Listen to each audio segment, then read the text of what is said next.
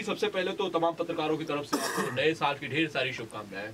आप सभी को भी बहुत बहुत शुभकामनाएं। 2018 सबका बहुत ही क्रिएटिव जाए, सब लोग अपने अपने आर्ट में क्रिएट करें। आप लोग भी अपने आपकी जो कलम की ताकत है उसको और सृजनात्मक तरीके से आगे लाए। न्यू ईयर आपके लिए भी बहुत खास है। कॉमनवेल्थ गेम्स में आप परफॉर्म करने वाले हो, अपनी आवाज़ की जादू को आप बिखेरने वाले हो, ज़रा बताइए ऑडियंस को। ये बहुत बहुत ज़्यादा बहुत बड़ा एहसास है मेरे लिए। एक्चुअली मैं बहुत ही सिंपल शब्द में बोलूँ तो आई वाज शॉक्ड जब मुझे पता लगा कि मुझे चूज़ किया गया है भारतवर्ष को एक तरह से मैं प्रतिनिधित्व करूँगी कॉमनवेल्थ गेम्स में। क्लोजिंग सेरेमनी में 2018 अप्रैल में मैं जा रही हूँ और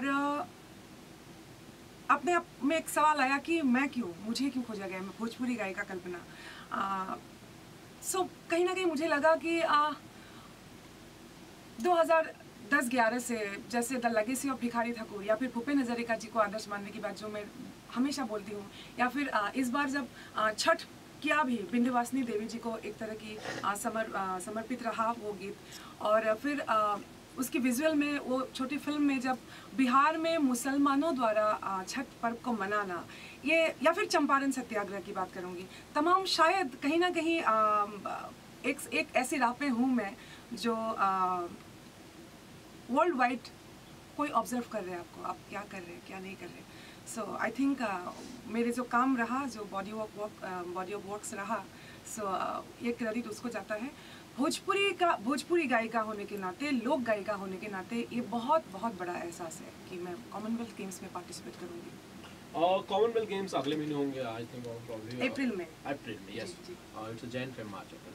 तो उसमें आप कितनी गानों पे आप परफॉर्म करेंगे, आप क्या गाओगे बेसिकली उसमें, और बाकी क्या समा होगा उस दौरान?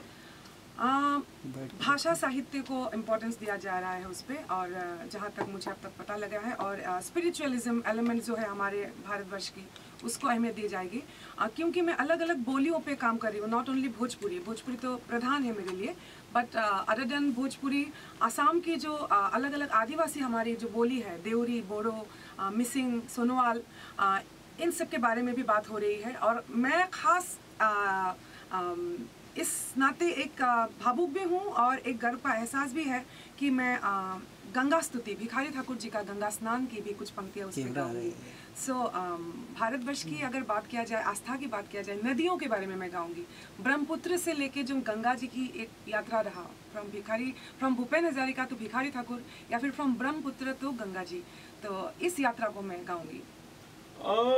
कल्पना जी, आप ये शायद पहला मौका नहीं, इससे पहले भी आप इंटरनेशनल मंच पर आप गए हो और आपने इस भाषा को वहाँ पे परफॉर्म किया है, शायद ये चौथी बार होगा। जी जी जी। तो इससे पहले 3 बार जो आपने एक्सपीरियंस किया है उसे ज़रा शेयर कीजिए। फर्स्ट एक्सपीरियंस मॉरिशस में हुआ मेरा, और बट इंटरेस्टिंगली कहीं ना कहीं हमेशा भिखारी ठाकुर जुड़े रहे। वो प्लान नहीं रहा, लेकिन वो ऐसा हुआ। जैसे 2012 में मैं जब गई मॉरिशस, तो the legacy of Bhikhari Thakur को वहाँ की सरकार ने मान्यता दिया एक तरह से। आई डोंट नो आप लोगों को पता है कि नहीं, हमारे देश में तो अभी भी बोली है, लेकिन मॉरिशस में ये सेकंड लैंग्वेज है भोजपुरी। यहाँ से ज़्यादा मुझे पहला जो भिखारी ठाकुर जी के क्रिएशन पे, साहित्य पे सम्मान, वो उनके वहाँ की सरकार की आंखों में मुझे दिखा। और मंत्रालय में रिलीज़ किया गया the legacy of Bhikhari Thakur, और मैं मंच पे मैं भिखारी ठाकुर जी को गाई भी, तो वो पहला एहसास रहा। दूसरा, लैटिन अमेरिका से, वेस्ट इंडीज़ से मुझे वहाँ से एक्चुअली हमारे भारत सरकार को एक मेरे बारे में ये किया गया कि ये जो लेगेसी ऑफ भिखारी ठाकुर में काम किया गया है, कल्पना ये कौन है और इनको हम चाहते हैं। क्योंकि कहीं ना कहीं जो सुरिनामी, Guyana, Trinidad Tobago, Latin America की तमाम जो ये कंट्रीज़ है, हमारे जो पूर्वज है, खासकर उत्तर प्रदेश, बिहार से बहुत सारे लोग ब्रिटिश काल में वहाँ पे गए थे।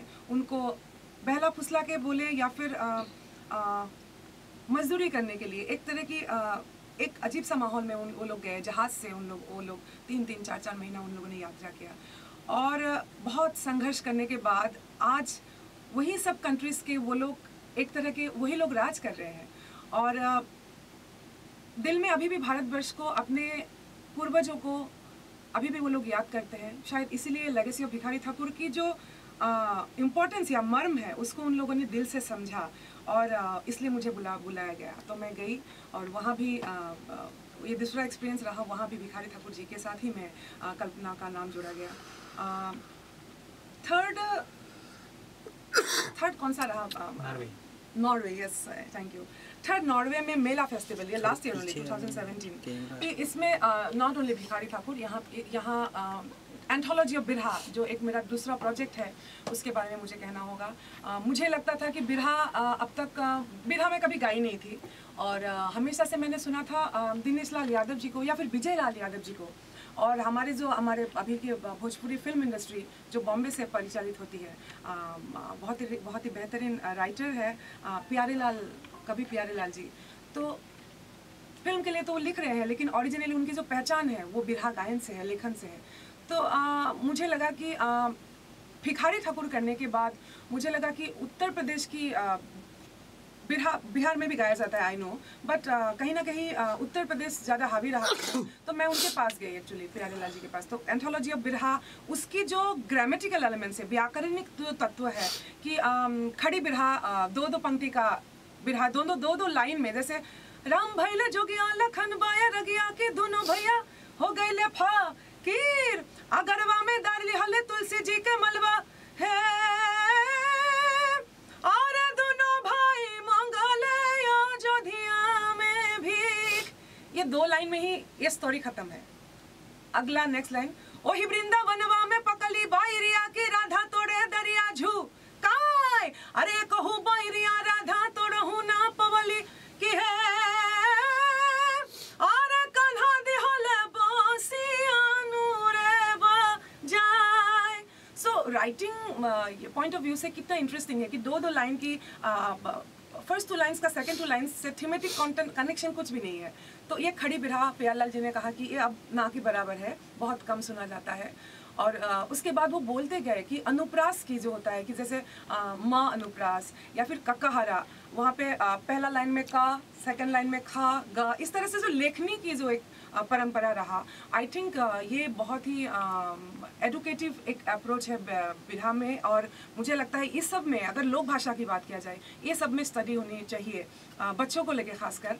और मुझे लगा एंथोलॉजी बिरहा करना चाहिए, तो वो एक प्रोजेक्ट बन पड़ा।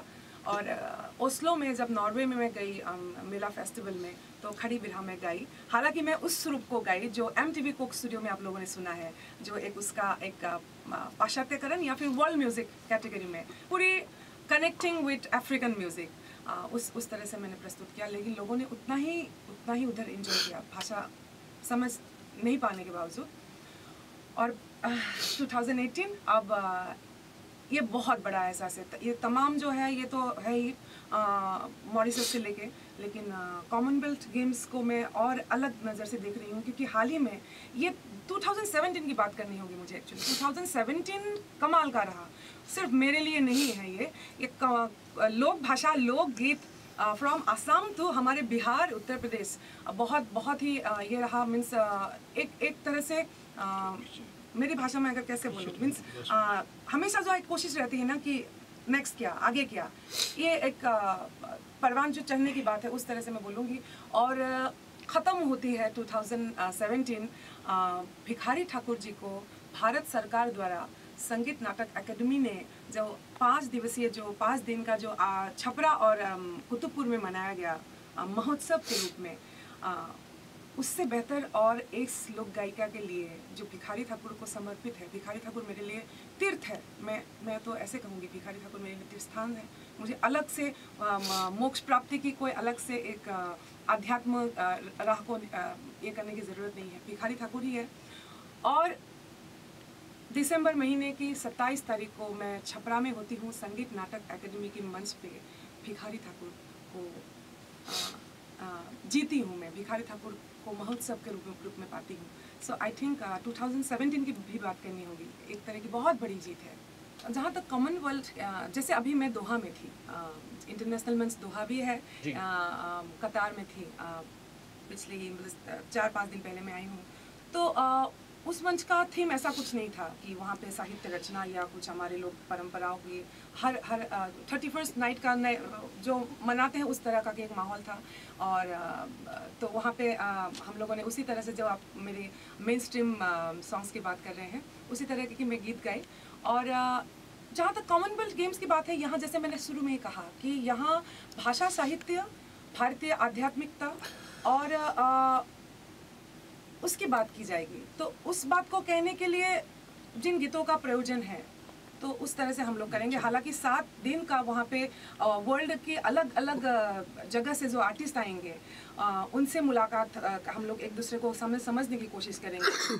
कहाँ पे किस तरह से जो गैप्स होते हैं ना, लेकिन इस गीत से भोजपुरी एक गीत से श्रीलंका के एक लोकगीत में कैसे जाएंगे, वो तमाम जो प्लानिंग्स है वो वहाँ ही एग्जैक्टली पता लगेगा। एस्थेटिक कार्यक्रम का नाम है। सो इसमें लोक परंपरा और वो ज़्यादा रहेगा। और आई थिंक आसाम के जो खासकर ट्राइबल फोक एलिमेंट्स है, जिस पे मैंने पिछले 5 साल में बहुत अनुभव रहा मेरा। अपनी ही जगह है, लेकिन फिर भी अपने ही जगह को हम लोग नहीं जानते हैं और मैं अपनी ही खोज में हूँ एक्चुअली। सो भोजपुरी के साथ, भिखारी ठाकुर जी के साथ आसाम के आदिवासी भाषाओं में भी मैं गाऊँगी। जैसे मैंने कहा कि हर मंच का एक विषय होता है। जैसे भक्ति जागरण में या डिवोशनल भजन के कार्यक्रम में हम अचानक एंटरटेनमेंट एलिमेंट नहीं लाते हैं, उसी तरह की बात है। इसमें मुझे बहुत प्रॉब्लम नहीं होता है। हालांकि हाँ, मैं हज़ारों गीत गाई हूँ, 30 अलग अलग भाषाओं में गाई हूँ।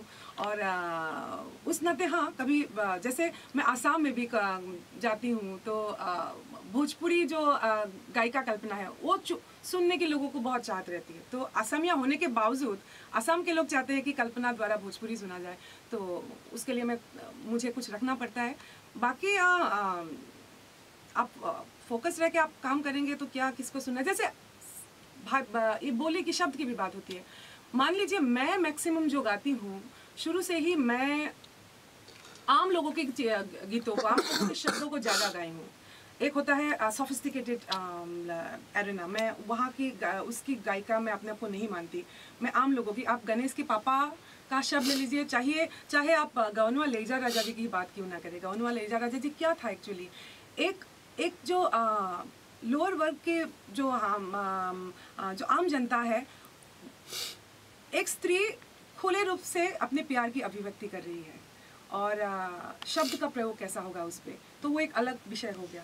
और उसी में अगर मैं विद्यापति जी की रचनाओं में जाऊँ, अभी मैं नेक्स्ट विद्यापति जी पे काम करने की हम लोग का फर्स्ट सिटिंग हो गया, तो वही अगर विद्यापति जी को आप देखें तो उनकी शब्द चयन अलग है। क्योंकि भूखे पेट जो मजदूर वर्ग है उनके लिए गाना, उनके लिए शब्द चयन, कोई लिखेंगे भी तो वो शब्द की प्रयोग अलग होता है, गाएंगे भी तो शब्द का प्रयोग अलग होता है। और वही अगर मैं पैडी फिल्स में अगर मैं वो मजदूर वर्ग को लेके जा रही हूँ, शब्द तो वही होगा, लेकिन वहाँ प्रेजेंटेशन को मुझे थोड़ा चेंज करना पड़ेगा। मैं किन को परोस रही हूँ, ये इम्पोर्टेंट। सो ये सब बातें सोचा ऑफकोर्स जाता है। थोड़ा सा इसके साथ सिर्फ आप सीधा जाके गा दिए ऐसे नहीं होता, आपको थोड़ा सा स्टडी करना तो पड़ता है। एक गाना तो हम लोग सुनना चाहेंगे आपका, कल्पना जी, आपकी हाँ, तो मैं भी सुनाऊंगी एक बहुत ही, हालांकि मुझे बहुत शब्द याद नहीं है, लेकिन अभी हाल ही में मैं गाई। फिल्म का नाम है ओ शिट। हमारी बिहार की जो मुसहर कम्युनिटी है उनके इर्द गिर्द घूमता हुआ एक इंटरनेशनल फिल्म है। हालांकि इसको देश में बाद में रिलीज़ किया जाएगा, अभी फ़िलहाल बाहर इसको फेस्टिवल्स के लिए बनाया गया है।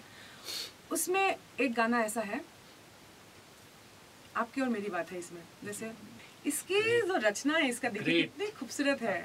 आपकी और मेरी बात है, या फिर हम तो फिर भी शायद बॉम्बे में अलग एक स्थिति में है जहाँ तक दैनंदिन जीवन जीने की स्थिति है, लेकिन कहीं ना कहीं लोग गायिका होने के नाते आप वापस में चली जाती हूँ। मेरे पापा विपिन पटवारी जो मुझे साइकिल पे बिठा के घूमते थे अलग अलग मंच पे, या फिर हमको साल में सिर्फ 2 बार कपड़ा मिलता था, हम 4 बहन, और पापा मम्मी के पास इतना पैसा नहीं था कि कभी भी कुछ पसंद आ जाए तो ले सकते थे। नहीं, प्लानिंग होता था कि दुर्गा पूजा में या फिर असम की जो बिहू उत्सव है, ये दोनों उत्सव में ही हमको वो कपड़ा अफोर्ड कर सकते हैं। तो ये सब गीतों में वो बात है, आपकी अपनी बात है। सो आई थिंक भोजपुरी है, लेकिन देखिए प्रेजेंटेशन इज इंटरनेशनल, लोगों तक पहुंचाने के बाद कि गरिमामय बिहार जो है, इसको एक तरह से बिहार को बखान करने की ये एक क्षण है गीतों के बहाने। और खुशखबरी है मेरे लिए, मैं आपसे आपका हेल्प चाहिए। बेगम जान फिल्म की जो गीत है और एक हारो, और इस बार फिल्म फेयर में नॉमिनेटेड है। और एक है araningshadi.com जो बप्पी डा के साथ, बप्पी लाहिरी के साथ मैं गाई थी, प्यार का टेस्ट। दोनों ही फिल्म नॉमिनेटेड है, गाने भी नॉमिनेटेड है, बट इस बार उसमें वोटिंग का एक सिस्टम डाला गया है। सो मैं चाहूँगी कि आपके थ्रू मैं सबको अपील करती हूँ कि ओरे कहारो और araningshadi.com को, कल्पना को इसमें जीतने का एक मौका दीजिए। भोजपुरी गायिका तो हूँ, हमेशा उसको श्रद्धा से देखती हूँ, लोक गायन को ज़्यादा इम्पोर्टेंस देती हूँ, बट देन ऑल्सो कभी कभार अगर बॉलीवुड से भी बुलावा आता है तो उसको ना नहीं करती हूँ। बॉलीवुड सबसे पॉपुलर इंडस्ट्री है। सो प्लीज़ आप सबको रिक्वेस्ट है कि इसको वोटिंग ज़रूर करें। बिल्कुल, thank you Kalpana ji, thank you so much, thank you so much.